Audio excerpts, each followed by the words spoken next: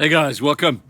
We are talking about the book of Mark. We're into chapter 10 right now, and we come to a really interesting stage in Jesus's mentoring of his disciples.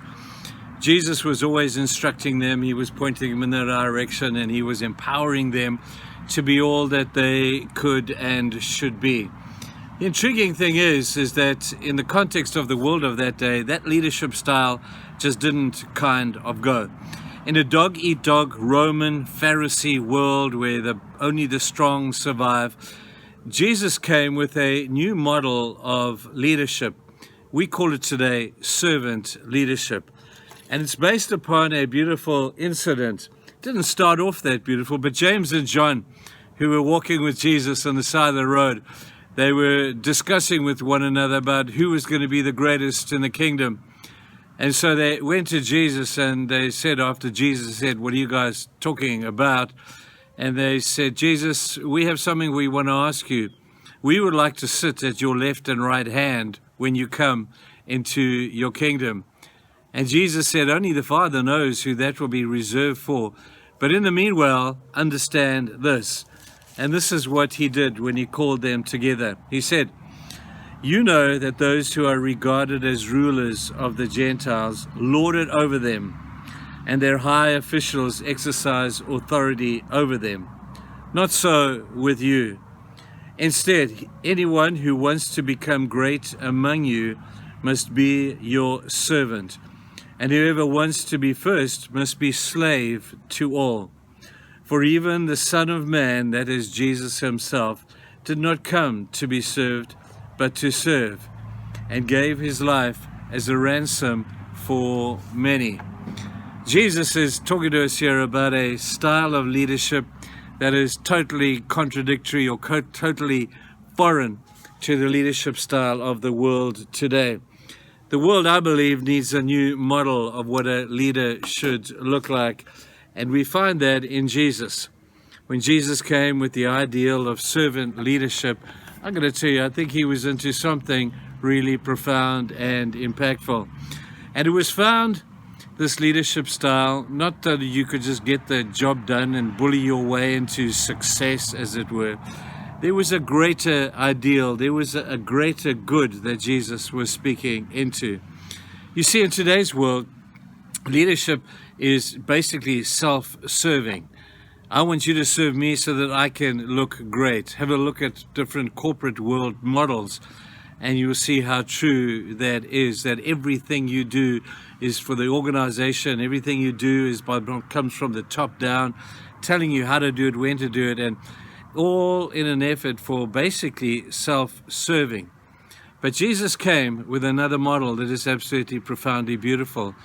He says the greater end is when we serve one another for one another to receive greatness in the eyes of God.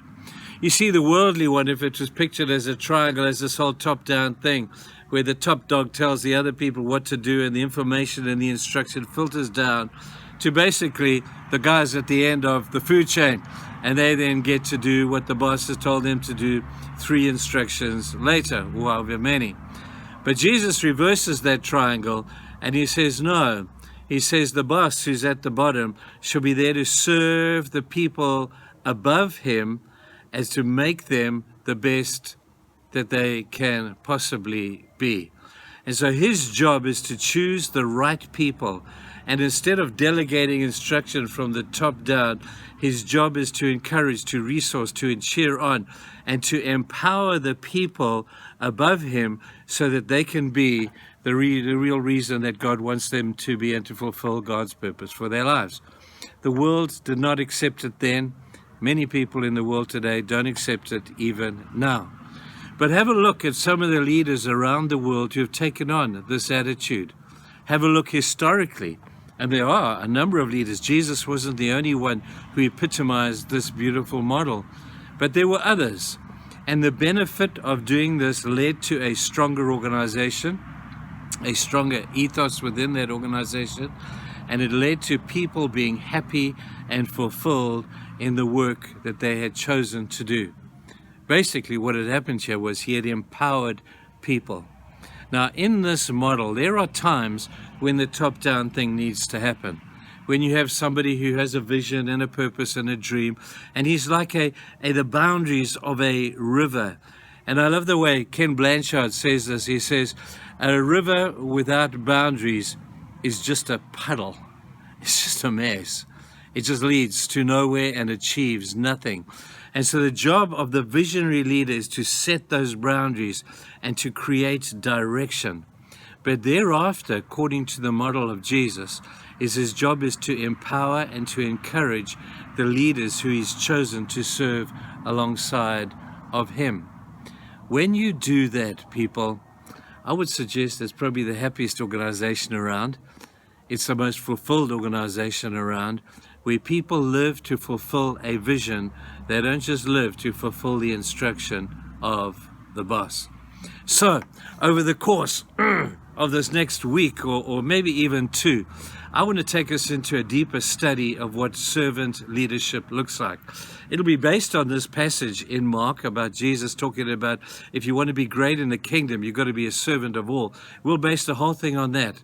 But I hope you'll join me with this. And if you're thinking, well, I'm not a leader and I don't have much to do with it, watch it anyway, because I think it could be encouraging to you in your role as a grandmother, a grandfather, a father, a mother, an employer, an employee, a pastor, a youth leader, whatever. This could be useful information for you. So I'm going to be studying this stuff so I have something decent to give to you in the course of the next week or two.